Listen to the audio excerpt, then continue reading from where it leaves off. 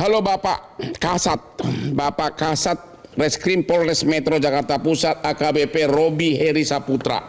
Anda yang menangani penyanderaan oleh majikan 21 hari. Betul. Bisa diceritakan kasus posisinya? Baik, terima kasih Bang. Ya. Jadi ini berawal dari telepon 110 ke Polres. Ya. Jadi kita melihat dilaporkan adanya 3 orang yang sedang disandra. Kemudian piket ke sana, memang sudah ada masyarakat yang berkumpul melaporkan dan kita cek ke lokasi. Benar adanya ada 1 orang di lantai 2 itu sedang dirantai dengan rantai, kakinya diikat. Kemudian di lantai 3 itu diikat dengan menggunakan sling. Ya. Itu pengakuannya adalah karena mereka mencuri. Ya. Terus kemudian pemilik atau yang menjadi manajer di sana itu meminta tebusan sebesar 50 juta Ya. per orang. Ya. Jadi mintanya 150 juta. Ya. Nah, kemudian dari sana kita bebaskan, kita amankan di Polres, kemudian kita amankan waktu itu 5 orang saksi. Ya. Kemudian 2 orang langsung kita gelar, kemudian tetapkan tersangka, kemudian besoknya kita panggil lagi saksi-saksi dan kita tetapkan jadi 7 orang tersangka. 7 orang tersangka? 7 orang tersangka termasuk 1 orang yang pemilik dari advertising itu, yaitu Murprint itu. Semua 7 orang ditahan? 7 orang kami tahan. Itu ancaman pasal yang dituduhkan apa tuh? Ada yang pengancaman dan kekerasan, pengancaman. Penyanderaan, perampasan kemerdekaan 1, terus kemudian itu 9 tahun kalau nggak salah ya? Ya 9 tahun ya ancamannya. Ancaman dan pemerasan, terus kemudian penganiayaan. Oke, jadi 1 majikan, pemilik, 1 manajer. Ya, 6 orangnya termasuk karyawan, walaupun di situ ada relasi, ada yang adik, ada yang saudara, tapi 6-nya bekerja sama. Mereka semua terlibat dalam ya. Benar, jadi 7 orang itu ada perannya masing-masing. Boleh diceritakan selama mereka disandra, diapain, dikasih makan nggak? Dikasih makan, tapi memang tidak reguler, jadi ada beberapa kali memang mereka tidak dikasih makan dalam 1 hari, begitu. Ya. Terus kemudian dipasung, kakinya diikat. Dipasung? Betul. Ya. Jadi dipasung, tidak bisa keluar dari gedung itu. Terus selama 21 hari, emang keluarganya tidak cari? Bahkan keluarga kan dihubungi, disampaikan bahwa korban-korban ini adalah pelaku dari pencurian. Oh, jadi pemilik toko ini menghubungi orang tuanya? Benar, jadi pemilik toko ini menyuruh karyawannya untuk menghubungi dan meminta uang tebusan kepada keluarga-keluarganya. Okay. Bahkan salah satu keluarga dari korban itu sudah membayar atau mentransfer sebesar 50 juta. Ya. Dan keduanya, yang lainnya 2 orangnya, 1 sudah ada yang transfer 5 juta, yang satunya ada yang belum sama sekali. Tetap tidak dilepaskan? Yang sudah membayar 50 juta pun tetap tidak dilepaskan. Akhirnya polisi bertindak karena ada yang melapor atau bagaimana? Polisi bertindak karena mengetahui itu karena laporan tersebut. Mengetahui ada laporan. Ya, sekarang sudah ditahan ya? Sudah ditahan. Bravo Bapak Polisi. Terima kasih. Sekarang kita ke pengacara tersangka, benar ya? Siap. Pak Petrus. Siap. Anda pengacara dari yang mana? Awalnya 1, Bapak Aditya, ya. Karena orang tuanya di tanggal 25 sudah menghubungi kami. Ya.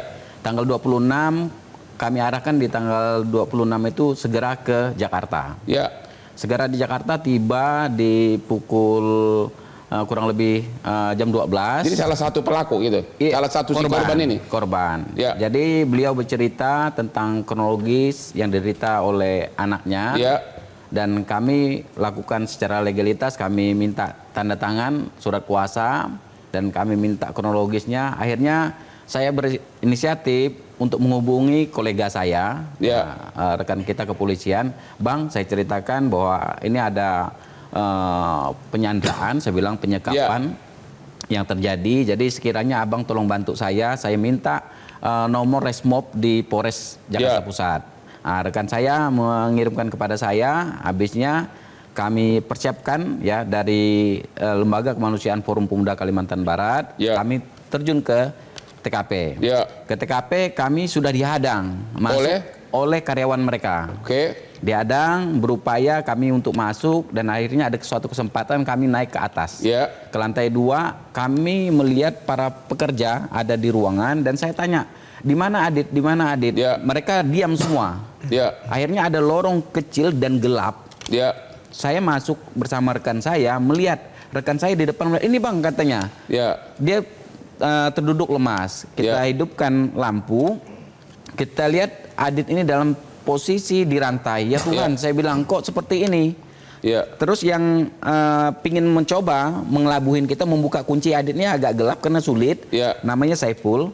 Bang Saiful kenapa ini? Saya bilang saya pegang kuncinya ya, saya amankan ya. Ya. Saya tanya ke Saiful, ada yang lain nggak? Ada katanya. Kami Ya. terkejut, di mana? Di atas. Jadi kami langsung naik ke atas. Ternyata kami menemukan Muhammad Rafli dengan si Tegar. Ya. Sama posisinya di borgol. Ya. Kakinya di borgol, hanya saja lebih panjang tali bajanya. Ya. Jadi kami lihat seperti itu, kita ke bawah. Kenapa kalian lakukan itu?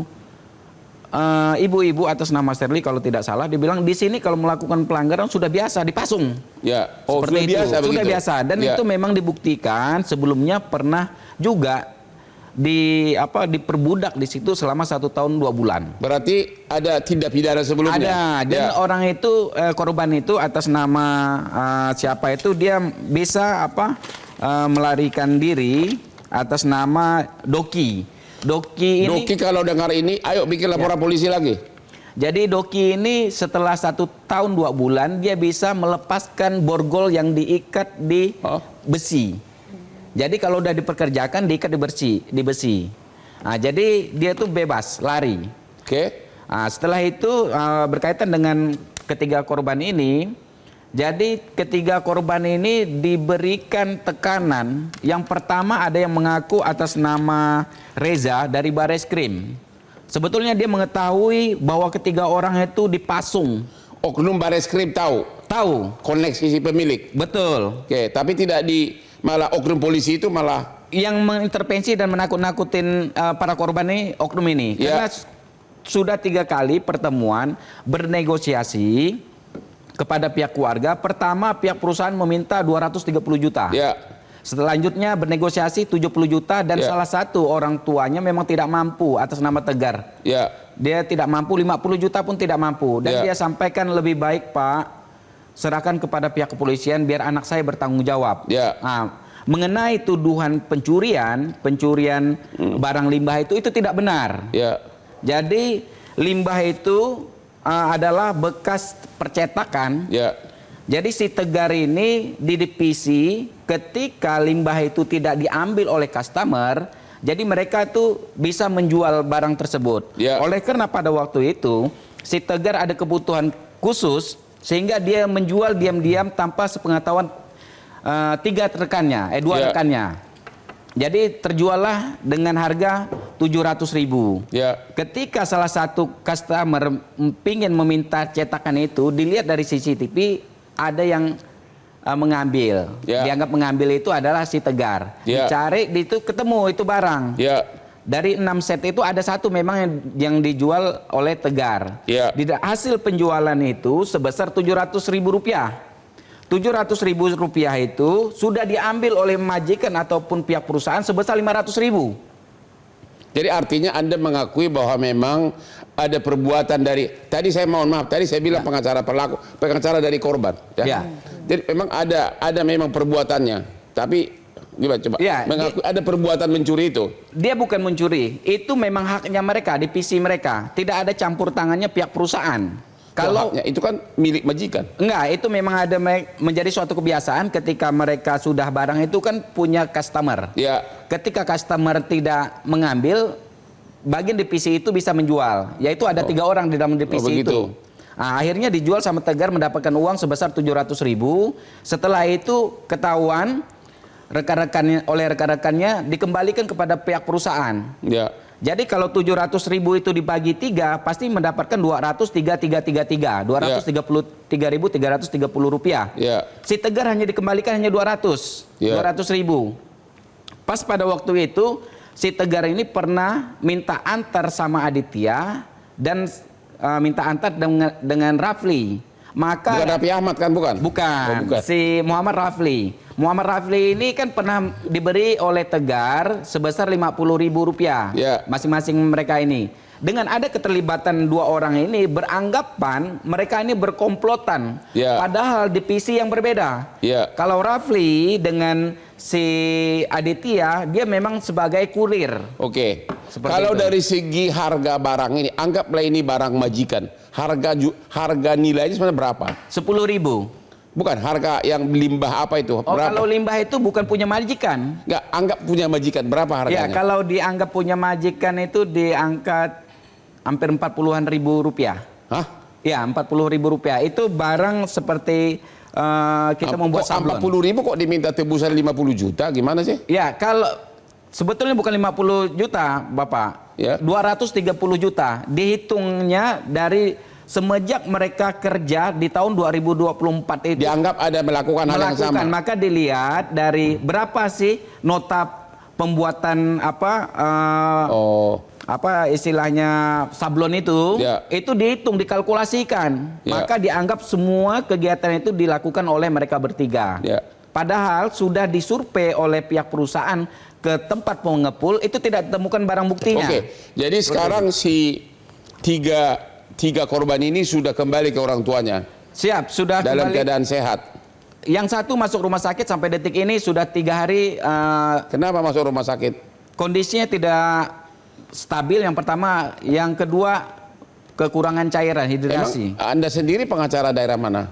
Saya asli Kalimantan Barat dan berdomisili di Jakarta. Oh, Jakarta, dikirain. Maksudnya ini pakaian Dayak gue lihat. Iya, Dayak. Oh begitu. Emang ini yang ketangkap ini orang Dayak? Bukan. Yang korban ini orang Jawa, Jawa Tengah, Jawa Barat dengan Jakarta. Soalnya aku baru tahu. Saya kan ke Pontianak. Ternyata cewek Dayak cantik-cantik loh. Iya. Jadi Benar? siap. Terlambat gue datang. Oke, jadi sekarang Pak sudah ditahan 7 orang ya. Sudah ditahan 7 orang. Kira-kira selanjutnya apa? Sudah sekarang kami waktunya masih lama P21. Kami masih melengkapi berkas perkara dengan memeriksa saksi-saksi Ya. yang lain, termasuk koordinasi dengan jaksa penuntut sampai dengan P21. Oh gitu ya, masih melengkapi ya. Ya, betul. Dan alat bukti semua udah cukup. Alat bukti sampai saat ini sudah cukup. Ya. Memang tidak menutup kemungkinan kami masih mencari bukti yang lain juga. Kalau Oke. tadi ada informasi, ada pernah ada yang sebelumnya. Kami Oke, juga- mau sebelumnya gitu. Ya, kami pun akan gali informasi tersebut. Siapa namanya tadi? Doki. Doki, kalau kamu mendengar ini datanglah. Ya, ada pengacara ganteng di sini untuk mewakili kamu. Dipersembahkan oleh Kopi luwak, kopi nikmat, nyaman diminum. Pemirsa, lagi-lagi saya mau kasih contoh. Ada 3 orang yang kaitannya dengan kopi. Bruce Willis, gara-gara tidak pernah minum kopi, di hari tuanya dia pikun. Padahal begitu gagah, kalau dia lagi main film bukan main jagonya berkelahi. Tapi nggak pernah minum kopi, jadi daya ingatnya hilang. Itu satu orang.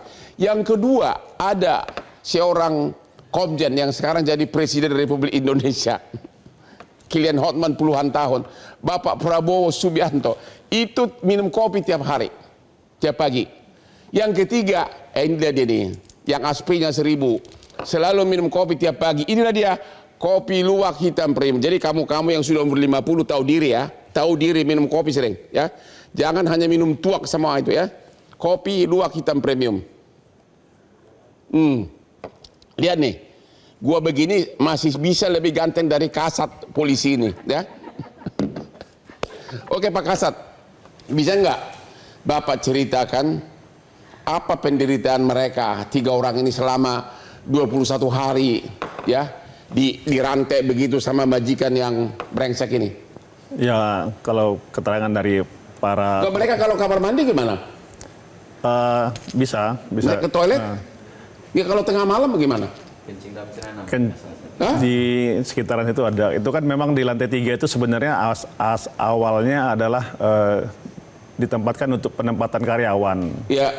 Awalnya, kalau kami tidak salah dari 2 hari sebelumnya memang mereka itu dicoba ditahan, sempat salah satu dari 3 korban itu berupaya melarikan diri, kemudian terlihat di CCTV. Dari situ akhirnya langsunglah diputuskan oleh pemilik itu untuk dipasangkan rantai. Oh begitu. Nggak, maksud saya kalau malam-malam mereka mau ke toilet bagaimana? Nggak bisa?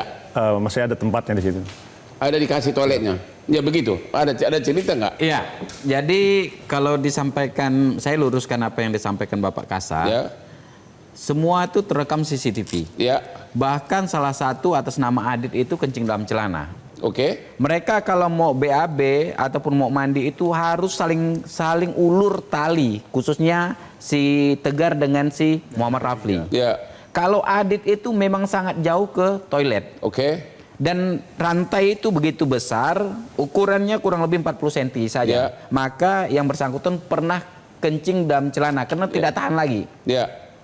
Kalau yang berdua, kalaupun mau BAB maupun sholat, itu sulit sekali. Ya. Dia harus mengulurkan, bahkan kalaupun mau cebok, dia harus mengangkatkan kakinya ke sebelah kiri supaya ada jangkauan spek.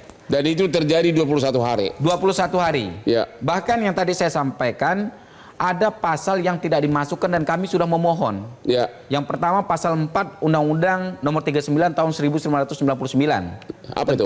tentang HAM, serta pasal penyertaan pasal 20 dan pasal 262 tentang pengeroyokan. Penyertaan siapa? Penyertaan para karyawan lain yang Kan mengetahui. sudah ditersangka 7 orang kan? 7 orang tersangka. Itu termasuk karyawan. Yang karyawan dan kemudian yang ada interaksi langsungnya dengan para korban. Berarti pelaku dong, pelaku Ya, utama, pelaku juga ya. Betul. Nah, terus? Ya. Salah satu korban atas nama Tegar, dia ini dikeroyok. Jumlahnya itu 7 orang. Yang mengeroyok karyawan lain. Karyawan juga yang termasuk rekan dia satu divisi yang barang itu terjual tapi dia tidak mendapatkan bagian itu. Oke. 3 orang itu. Kalau dimasukkan tindak pidana penganiayaan, kalau penganiayaan 1 orang saja melakukan suatu Ya. perbuatan, ini lebih dari 1 orang. Jadi apa usulan saudara di sini yang punya kuasa di sini nih? Ya, Bapak Kasat, kemarin saya sudah berkomunikasi dengan Ibtu Dede pada waktu pembuatan laporan kepolisian. Saya sampaikan izin Komandan sekiranya masukkan pasal-pasal ini. Kenapa? Karena korban ini berbeda perlakuan dengan yang lain. Ya, jadi dimasukkan pasal penganiayaan. Dimasukkan pasal perampasan yang 466, Ya. 471 dengan 482. Oke, selain itu? Selain itu yang itu- udah masuk sekarang. Belum masuk. Kami kemarin sudah agar ditambahkan pada waktu itu. Ya. 482 udah masuk. Ya, 482 masuk. Yang Ya. 3 itu masuk. Yang belum masuk itu pasal 20, pasal 262 Dari? tentang pengeroyokan, Ya. penyertaan atau pembiaran, Ya. serta undang-undang tentang hak asasi manusia. Nah, kenapa? Yang paling miris sekali adalah keinginan mereka untuk beribadah itu tidak diberikan. Jadi hari Sabtu Minggu pun ada di situ ya. 21 hari di situ. Ngomong-ngomong saya baru ingat kebebasannya dirampak, hak ajasinya dirampak. Di mana nih Menteri Hak Ajasi Manusia Pigai? Pigai, di mana kau? Minta anggaran aja kau. Ya gimana terus? Siap. Jadi mereka sudah berupaya untuk menyelesaikan. Bahkan ada bargaining yang dilakukan oleh para pelaku untuk 2 korban. Ya. Yang pertama si Tegar, yang kedua Muhammad Rafli. Ya. Muhammad Rafli sudah membayarkan sebesar 5 juta rupiah dan Ya. akan ditransfer kembali 5 juta. Dia dipekerjakan selama 1,5 tahun tanpa menerima gaji. Ada 3 syarat. Yang pertama, tidak boleh memegang handphone. Yang kedua, tidak boleh pulang ke rumah. Yang ketiga, mobilisasinya terbatas. Sedangkan si Tegar, dia kan tidak ada uang. Betul-betul orang tuanya sampai menangis memohon. Katanya ada yang orang tuanya sampai meninggal nggak boleh datang. Iya, itu si Tegar. Orang ibunya meninggal. Adik ibunya yang meninggal. Oh, adik ibunya meninggal, dia tidak boleh Tidak boleh. menghadiri. Dan pada waktu itu sudah memohon agar bisa ngikutin 7 hari, yasinan 7 hari Ya. meninggalnya. Ya. Nah, jadi si Tegar ini betul-betul orang tua yang sudah memohon, Bapak sekiranya anak saya dilaporkan ke kepolisian saja, biar dia menjalankan proses hukum yang benar dan mempertanggungjawabkan jika dia mencuri. Ya. Dari pihak perusahaan tidak. Anak Bapak ya nanti bekerja selama 2 tahun di sini tanpa upah. Hah? Dan 3 syarat yang sama. Tidak boleh berkomunikasi menggunakan handphone, tidak boleh pulang ke rumah, dan ketiga mobilisasinya terbatas. Oke, Seperti emang itu. background dari si pelaku ini apa sih? Kok bisa sampai sekejam itu? Pernah tahu nggak? Apa background dari pemilik toko ini? Pengusaha saja yang kami tahu. Bukan bekas preman, bukan? Bukan, walaupun cara-cara preman tapi bukan. Oh bukan ya? Bukan. Tapi orang kaya? Ya kami belum tahu hartanya ya, Bang. Kalah kaya dari aku. Pasti, Bang. Oke, Jelajahi cara baru mendapatkan informasi. Download Metro TV Extend sekarang.